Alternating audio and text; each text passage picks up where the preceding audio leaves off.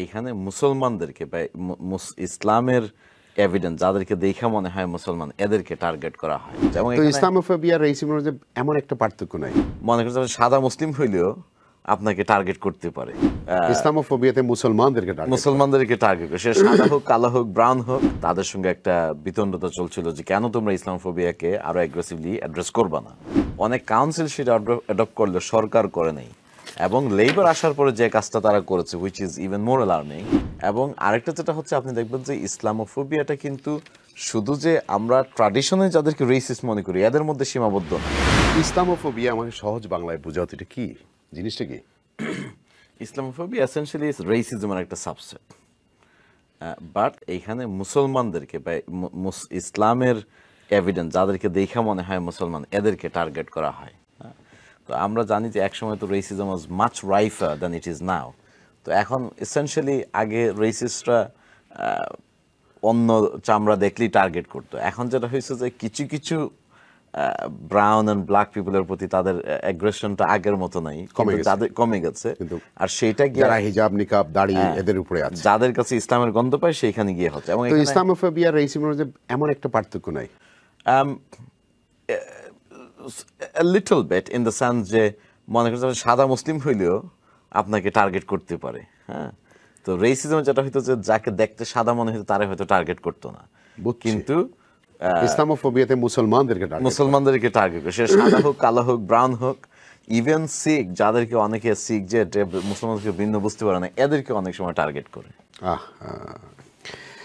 তাইলে আমরা কি এই ইসলামোফোবিয়া নিয়ে আমাদের যে এমপি মিনিস্টার আছে তারা কি এগুলাকে কোনো লয় পরিণত করতে পারে? যেরকম আমাদের চাচাতো ভাইদের তো অনেক জায়গায় লই আছে। না, করা উচিত। আপনি জানেন যে বিশেষ করে পুরো কনজারভেটিভ সময়টাই কিন্তু বেশ তাদের সঙ্গে একটা বিতণ্ডতা চলছিল যে কেন তোমরা ইসলামোফোবিয়াকে আরো অ্যাগ্রেসিভলি অ্যাড্রেস করবা না। এবং সেটা করতে গিয়ে APPGA মানে all party parliamentary group on British Muslims, ওরা অলরেডি একটা ডেফিনেশন পাবলিশ করেছে, কিন্তু অনেক কাউন্সিল সেটা অ্যাডপ্ট করলে সরকার করে নাই। এবং লেবার আসার পরে যে কাজটা তারা করেছে which is even more alarming, যে এখন ইসলামোফোবিয়াকে রিপোর্টিং করার টেলমামা, যাদের একটা রিপোর্টে মেনশন করা হয়েছে যে টেলমামা সব সীমাবদ্ধতার পরেও একটা ফোরাম ছিল যেখানে আপনি ইসলামোফোবিয়া রিপোর্ট করতেন, ওরা সিস্টেমেটিক্যালি কালেক্ট করতো। এখন কিন্তু টেলমামা এক্সিস্ট করে না, বিকজ তাদের ফান্ডিং ডিসকন্টিনিউ করে ফর গুড রিজনস বাট এটাকে রিপ্লেস করার জন্য সরকার কিছু করেন। তারা যেটা করেছে, সরকার একটা ওয়ার্কিং গ্রুপ সেট আপ করেছে under leadership of Dominic Grieve, former attorney general, এবং সেই working group is still working. So আদৌ লেবার সরকার ক্ষমতা আসতে 1 বছর হয়ে গেছে, এখন পর্যন্ত আমরা কিন্তু ডিসাইসিভ কোনো অ্যাকশন দেখি নাই ইসলামোফোবিয়াকে অ্যাড্রেস করার জন্য। ভালো কথা। এবং প্রতি বছর বাড়তেছে। গত বছর রিপোর্ট করা হয়েছে 6,313টি রেকর্ড। এবং 6,313টি is a serious under reporting, we can say that, মানে সিগনিফিক্যান্ট আন্ডার রিপোর্টিং। তো এটা কি আমরা মেনে নিচ্ছি নাকি এখন? না, আমরা আসলে কয়েকটা বিষয়, প্রথম কথা হচ্ছে যে এইগুলোকে অ্যাড্রেস করার জন্য যে ক্যাপাসিটি দরকার সেটা আমাদের নেই, রাইট?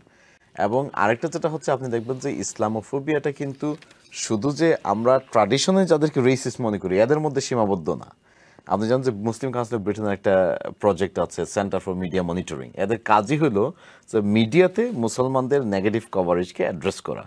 এবং what they have shown and many other academics, যে British media across the board, including Guardian, Times and Telegraph and tabloid, broadsheet, everybody, across the board, when it comes to Muslim, তাদের coverage is significantly, disproportionately more negative than other communities.